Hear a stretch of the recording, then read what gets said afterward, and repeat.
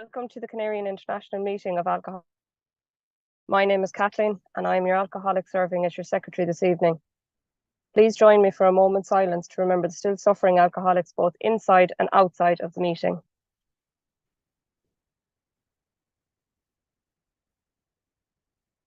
Anna J has volunteered to read the AA preamble.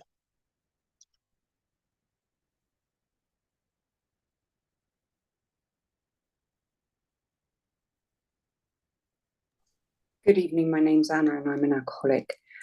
Alcoholics Anonymous is a fellowship of men and women who share their experience, strength and hope with each other, that they may solve their common problem and help others to recover from alcoholism. The only requirement for membership is an honest desire to stop drinking. AA has no dues or fees. It is not allied with any sect, denomination, politics, organisation or institution. It does not wish to engage in any controversy, neither endorses nor opposes any causes. Our primary purpose is to stay sober and help other alcoholics to achieve sobriety. Thank you for letting me be of service. Thank you, Anna. A very warm welcome goes out to any newcomers or anyone returning to Alcoholics Anonymous. The chat is now disabled until the end of the meeting, except for the meeting hosts. Today, I'd like to welcome MOSSIE, who has volunteered to share his experience, strength and hope. MOSSIE, you have 40 to 45 minutes and take it away. I'm MOSSIE, I'm an alcoholic. I'm grateful to be sober. And I fucking love being sober, absolutely love being sober. My sobriety date is the 12th of July, 1989. That's 35 years and 1 day today. My anniversary was celebrated. I got up yesterday morning at 7:30. I walked down the stairs, and as soon as I got down the bottom of the stairs, I was frog marched back up again. And Susan sang happy birthday to me with a flamethrower coming out of a cake. And she gave me a beautiful anniversary chip. And I opened up an envelope then from Patty Yank. And there was another anniversary chip there, and that is the 35th chip that Patty Yank has given me in succession. I'm not looking forward to the day when I don't get it often, to be honest with you. And that's not the way my life was. That was just a start of yesterday morning. That was before 8 o'clock.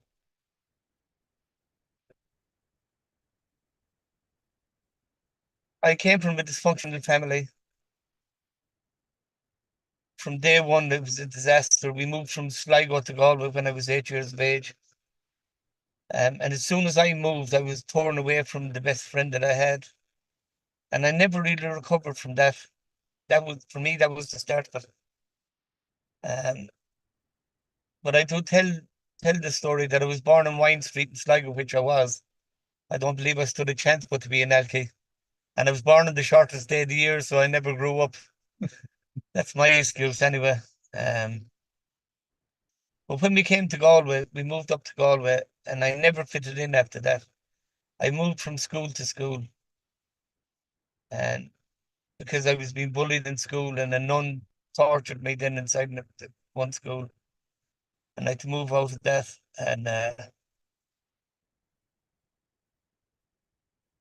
all my confidence that I had when I was in Sligo was gone.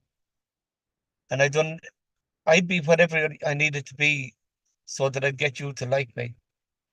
And it didn't work out very well, to be quite honest, for me. I went into secondary school, I was battered and bullied in there. But it was in there that I lost, the first time really, that I lost my temper. And when I did, I left a trail of destruction behind me, and that's the way things continued on until many years after I got sober. I picked up my first drink at 12 or 13. I drank 2 six-packs of Lancers. and 2 flagons of cider. I don't know why I ended up being able to drink that much at that time.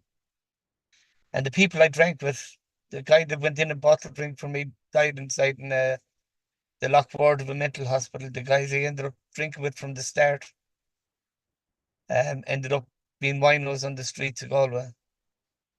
And I just went straight into this from day one. By the age of 15, I was hitting the court system. My father was a powerful man, and he was able to, he bribed the cops basically with jobs as soon as they retired, in order to keep me out of trouble. And reporters were paid off to protect the family name. And that's the way it was. I was an absolute total disappointment to myself and everybody else. And it was always, could you not be like your brother? Could you not be like this one? Could you not be like that one? And I couldn't. Once I took the drink, that was it. I was gone. I was off my head from day one. And my story goes, I was always had something in my system, a drink or drugs or tablets. I needed someone because I didn't want to be me. I actually hated me from an early age. And I didn't fit in. At the age of 17, I went to the doctor. I wanted to get off the drink, and he put me on Valium and Delman. And I worked in the health board at the time, so I could get into the pharmacy in the mornings and take what I needed by the fistful. And that was to get me the longest time I ever got off the drink, which was 13 months. And as soon as my girlfriend broke it off with me, I rang a friend of mine and I said, Mark, I said, I'm on the way. I said, have a bottle of whiskey ready for me. And I was to torture that girl afterwards. It was just an absolute nightmare from day one. There was no glamour in my drinking. That's the thing that always stood out. There was no glamour, and there was no blondes, there was no palm trees, there was nothing like that in my life. It was just ducking and diving and shame, guilt and remorse every single day. But at 17, I went to the doctor. That was the time I started looking for help. And as much as I could, I didn't know what the answer was to the question was, but I was looking for the answer anyway. I didn't even know what the question was, I suppose. And I continued on like that. In 1985, I got conned into coming into a meeting of Alcoholics Anonymous. The day after Dennis Taylor won the World Snooker Championship, I got my first meeting. And now I didn't stay sober, but I kept going back to Alcoholics Anonymous. And I figured that while I went to meetings, I didn't want to drink. But I'd get fed up of old lads saying the same thing day in and day out.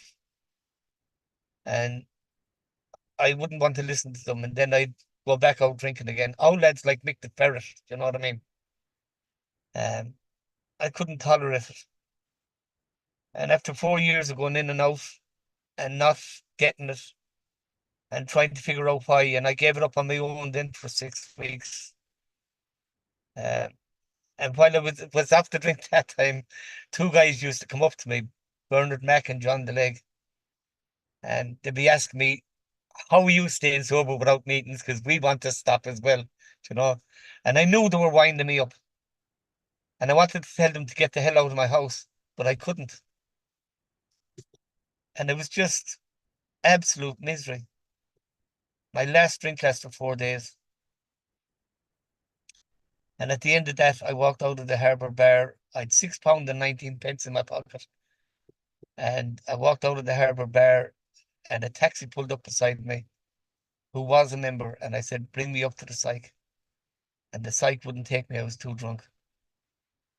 But for some reason, they didn't like the look of me. They sent me to Casualty. And Casualty took my blood pressure and all, and my blood pressure had dropped to so much. They were afraid I was going to die that night. So they took me in and detoxed me.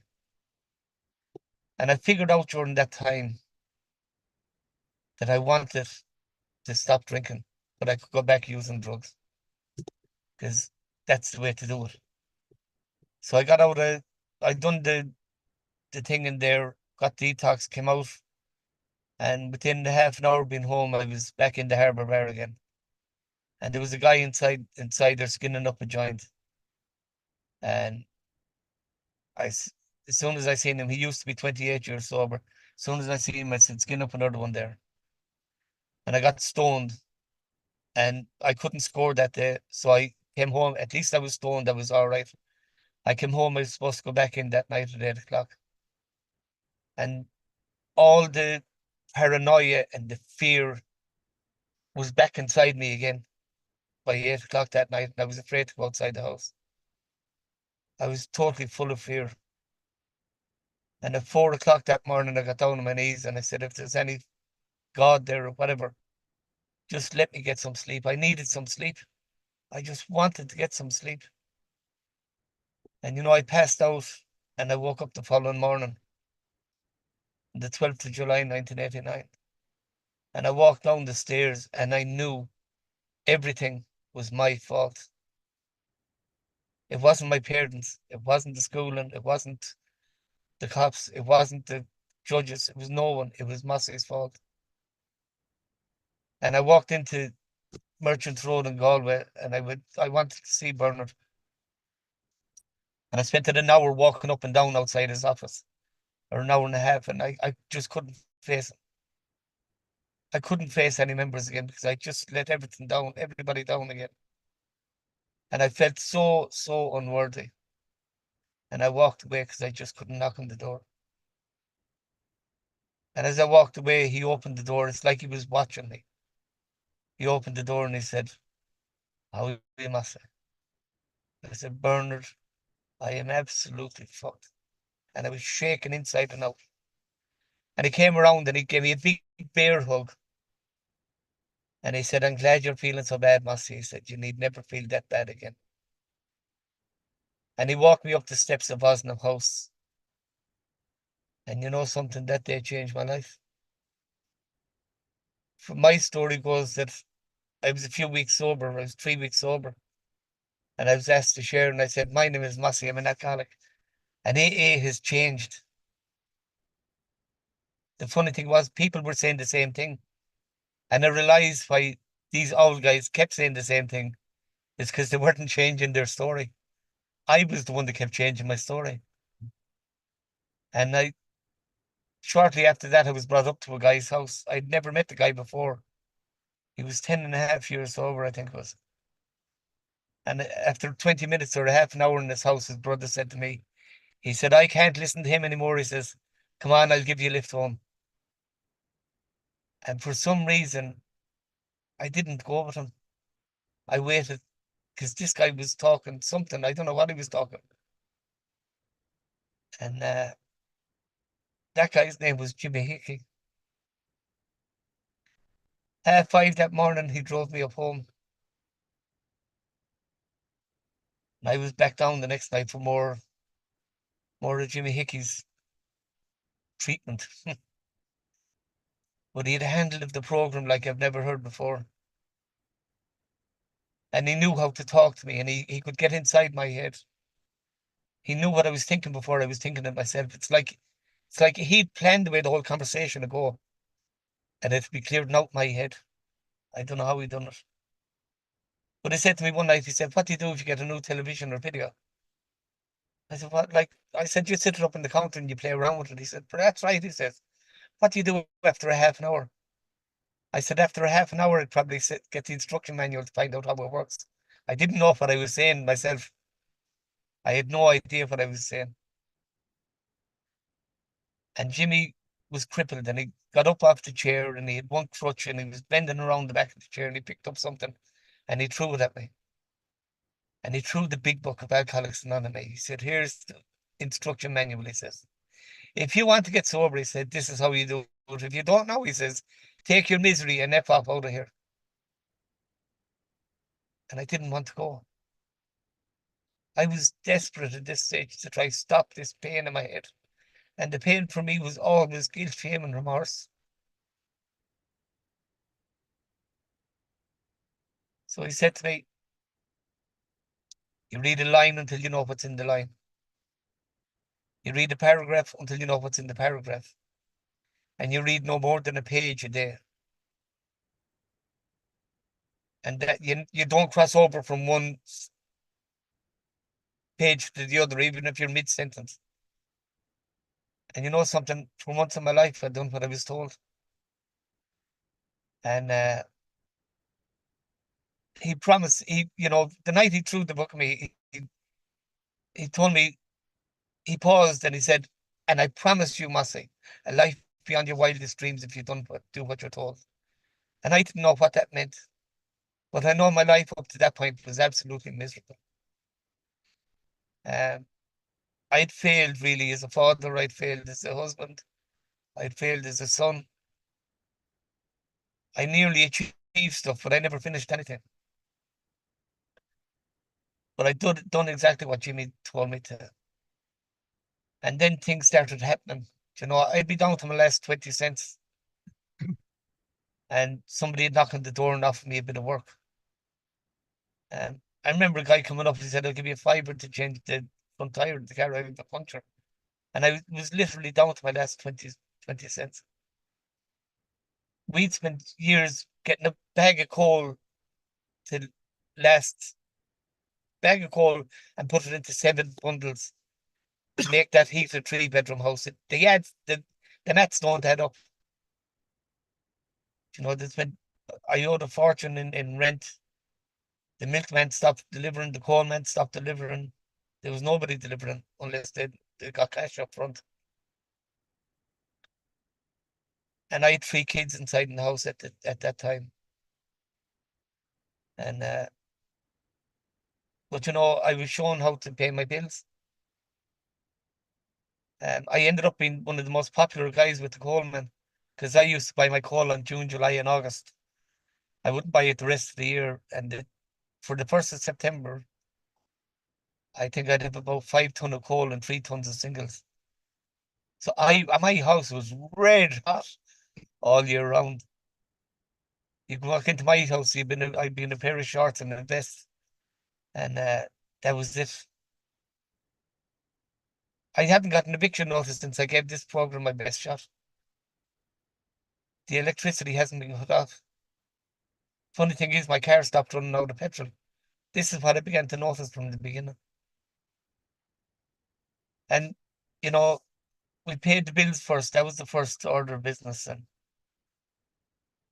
we had very little left at the end of it. And coming up to Christmas, I was down in the girl's house one morning. And she said to me, what's wrong, Moss? I said, Angela, we ain't got the money for Santa.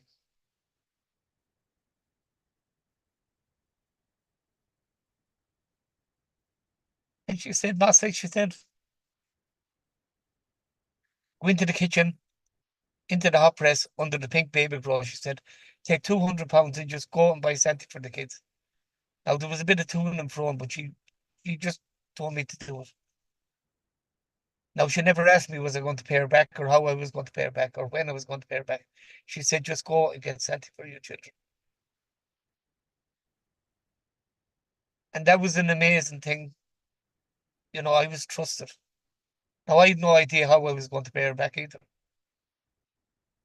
But I went down and bought the Santa for the kids. And I'll go back to that story on my 21st anniversary. A few nights later, my wife has gone out to a Christmas party. My wife isn't in Elgate. She was gone to a Christmas party, 10 o'clock at night, and knock comes to my door. And I open up the door, and Frank Hickey's the other side of the door with rollers, trays, ladders, paint, masking tape, brushes, everything. He said, Mossy, he said, we need to clean up your house for Christmas. And I said to him, Frank, I can't pay you. And that's the way the conversation went all night. But Frank, I can't pay you. And he was saying, look, Mossy, cut in that properly there. Take the drips off the floor. Make me a cup of coffee. Do this, do that, do that. All night. And all night I kept saying to him, but Frank, I can't pay you. And all night he dismissed me. And that night we painted the hall, stairs, the landing, the sitting room and the kitchen. My wife came in the middle of the night. She didn't know whose house she was after walking into, but it certainly wasn't ours.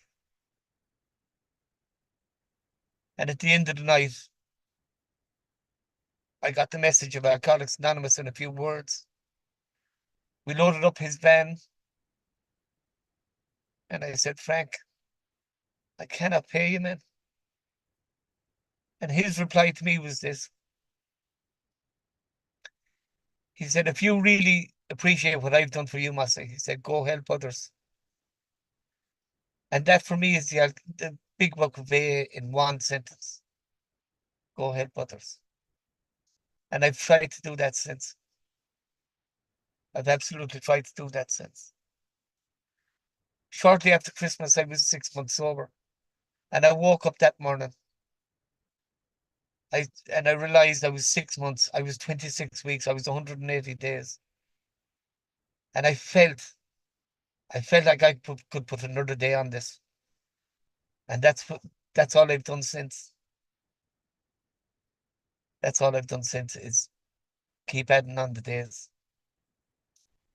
And the magic started happening. You know, I remember bringing my mother into town one day. And she says to me, I done the wrong mother, God, my mother used to go into about 15 shops, one after another to get the sausages here and the tomatoes here and this here. But the last shop was always Mary's or Teresa's on Mary Street. And she used to always put the £3 down beside the handbrake for me bringing her into town. And this particular day, I was clean and I was sober. And I done the rounds with her. She got into the car after going into Teresa's, getting the veg. And she put the £3 down beside the handbrake as I was pulling away, and I stopped the car on the road. And I put the £3 back into her purse. And for me, that was the day that I stopped being a parasite and living off people. That was the day I started giving back. I got involved in service from an early age, I suppose. And I done it to cause controversy as well, you know. They were looking for somebody to clean the floors in Osnam House and nobody came forward. So I said, I do it. And I done it with a good heart. But I knew that everybody had their own seats around Osnam House. So I started moving the couches around the place and the chairs around the place so that they were not where they should be.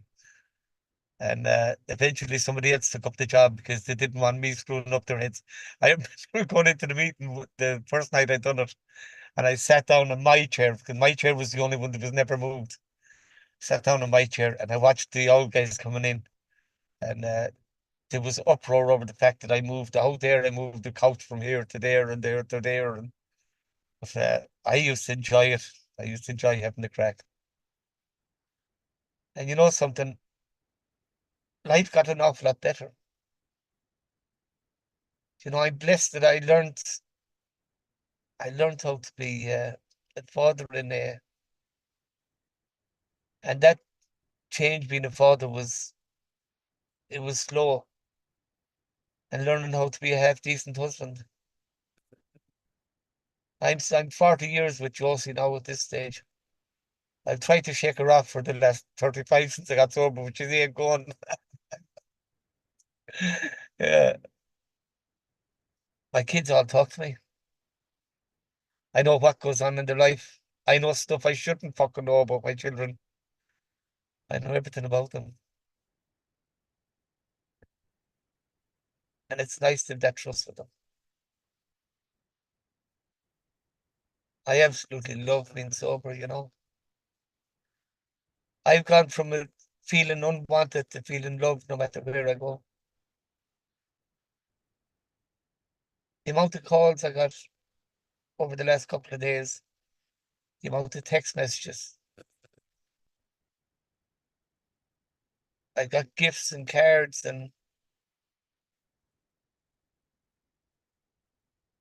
it's just a beautiful thing to feel that love. To have that connection with people is just amazing. You know, I got into meditation years ago, and I meditate to music.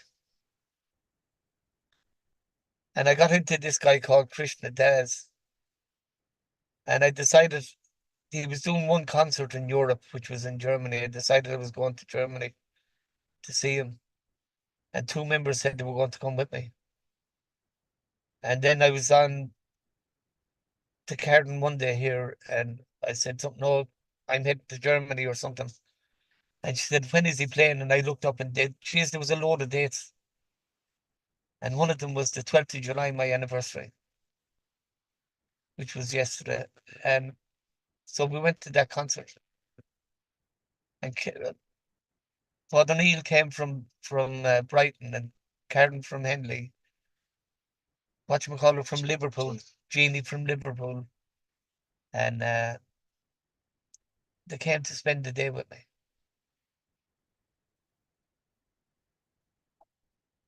The week beforehand, I went to Amsterdam because he was playing over there as well. And I got a couple of members into from the Netherlands. So I went over to have the concert there last week as well. And this is the guy that couldn't get £3 to get together when I was drinking. You know, I go to the Netherlands and, I'm treated with love and respect over there. I left, after leaving Susan's place yesterday morning, just with an abundance of love. I went down on the meet, and my granddaughter had put happy birthday, 35 years up on the wall behind my daughter. That's in the fellowship as well. And the messages I got on the meeting was just, I'm probably one of the richest men you'll ever meet. And that is the truth. I am one of the richest men you'll ever meet. I've no fucking money. But I'm surrounded by love no matter where I go. Now he tells us. Fucking hell. I'm surrounded by love no matter where I go. And I left Grantham on yesterday morning, went to the concert down to Henley. And I'm down in Henley for a few days meeting up with people. And the last 4 years, my back is broken trying to carry Mick the Ferret. But I don't complain too much to him. He doesn't listen anyway.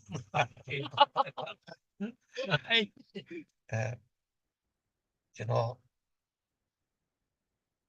I'm closer to Mick than I was to my own father. That's the thing. I'm closer to Mark and to Bruce.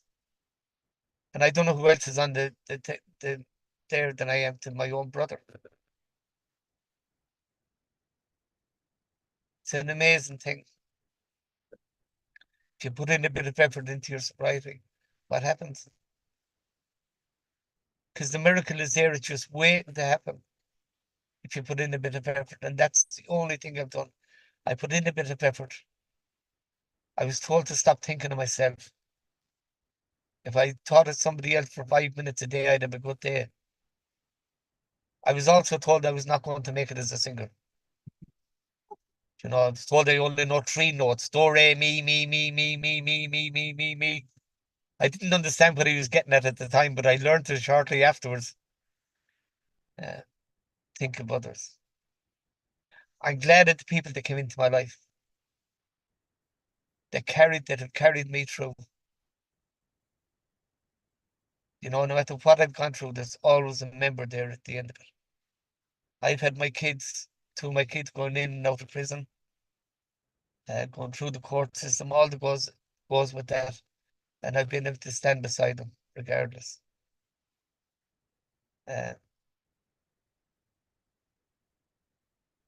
I'm so proud of my kids and I love them. They're fucking nuts, a lot of them.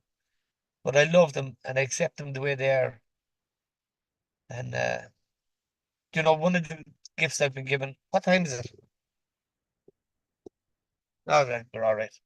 One of the gifts I've been given is I stayed sober long enough that I became a granddad. And I'm a granddad to six grandchildren. And they think I'm nuts. And I've proved it to them time and time again. So I don't know what's in store for the future. My health took a nosedive there a few years ago. And I've more wrong with me than right with me at the moment. But I remember I had about 10 hospitalizations in the space of 3 months for one procedure after another. And I was on about my 7th admission, and I was sitting in hospital thinking, oh, this is it. Misery, woe, despair. You know, and this voice came in my head. And the voice said, you miserable bastard. Because that's the way my head speaks to me. You've had 29 years of living, and most people don't get that. So let's just take it a day at a time again, Moss. So I wake up every morning and I have a smile on my face, and I like to have a laugh, and I like to wind people up. And that's all I do, is just one day after another. And you know, I do a lot of chanting, but also my theme song. I do have a theme song, and it's Willie Nelson. I woke up still not dead again today. And once I usually I'm either singing that, to be quite honest with you, or I'm chanting to this guy Krishna Das. But it's been an amazing journey. It's an amazing journey. I just love being sober, and I think I'm going to leave it at that. You know, I'm so proud of my daughter Kathleen. She's a beautiful girl, and I think it's 134 days she's sober today. And I'm glad that she was able to come back to the fellowship.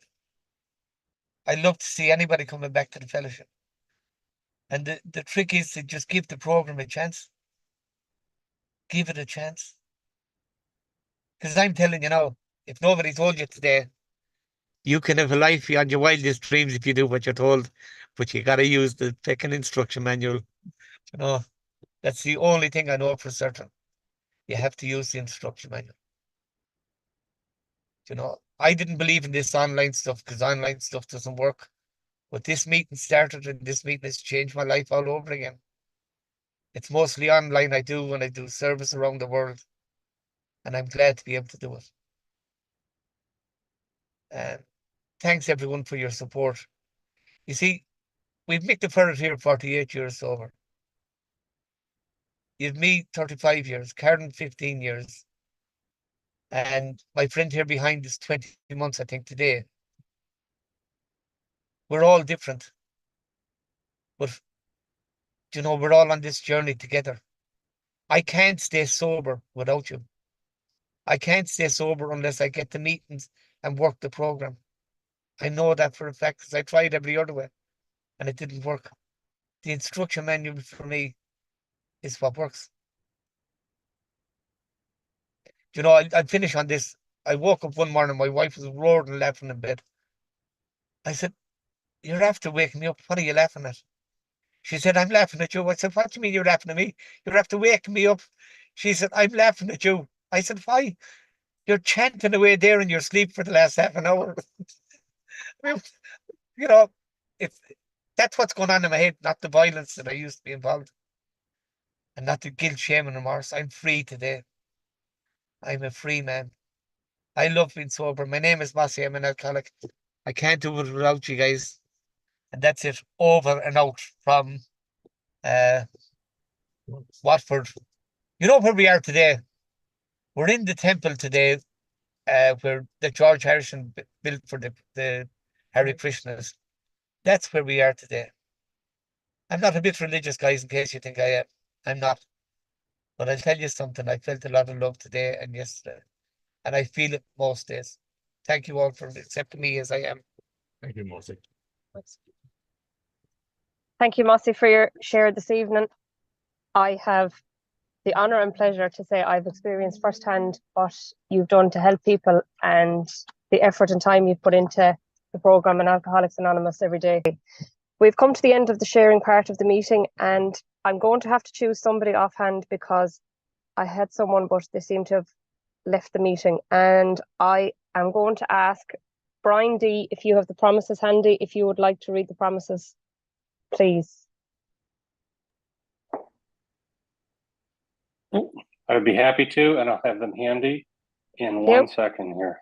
If we are painstaking about this phase of our development, we will be amazed before we are halfway through. We are going to know a new freedom and a new happiness. We will not regret the past nor wish to shut the door on it. We will comprehend the word serenity, and we will know peace. No matter how far down the scale we have gone, we will see how our experience can benefit others. That feeling of uselessness and self-pity will disappear. We will lose interest in selfish things and gain interest in our fellows. Self-seeking will slip away.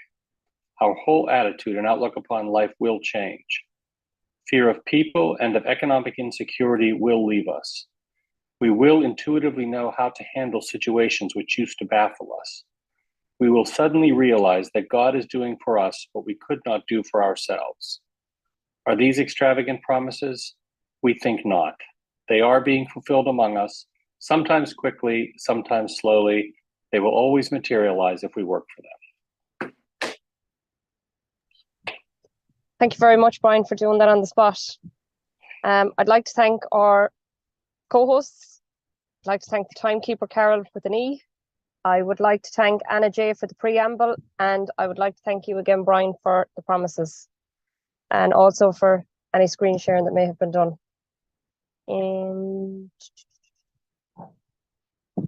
If the yellow card could be shared on the screen, please.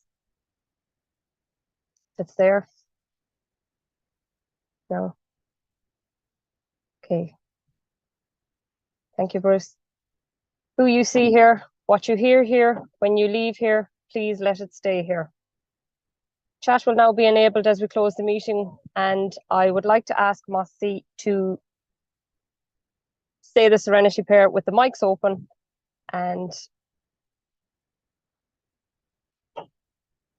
Thanks, everybody. Using the word God as you do not understand them. God, grant us grant us serenity to accept the things we cannot change. Courage to change the things we can. Wisdom to know the difference. Yes, I will. Not mine. Be done. Thanks, Marcy. Thanks, Thanks, everybody. Have a great evening. Thank you, Kathleen. Nice Good to see see you, again. Brian. Nice to be Brian. here. Thank you. God bless. Yes, nice to Thanks, see you, Roseanne. Brian.